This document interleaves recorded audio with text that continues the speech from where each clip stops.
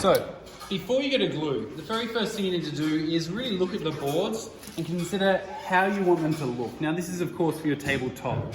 When you're looking at this tabletop, you're going to go through and you want to look for aesthetic features that you really want.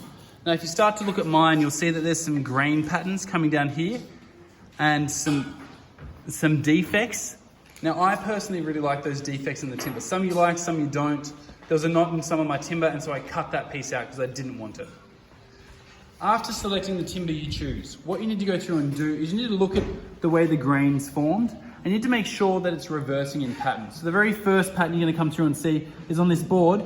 You'll see that the grain's actually curving this way. Now, my grain's almost straight up and down, which is what you want, but you can't always get that. And so you've got grain going this way, then I've had it flipped, so my grain's actually going the opposite direction.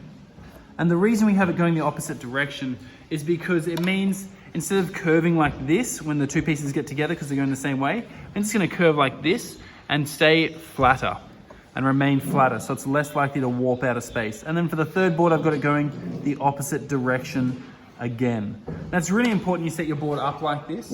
And the only reason you wouldn't, and it means you have to put support brackets underneath and support timber underneath to lock it down. The only reason you wouldn't do that is because there's an aesthetic feature that you really want and you require the boards to have the grain going in the same-ish direction, similar direction.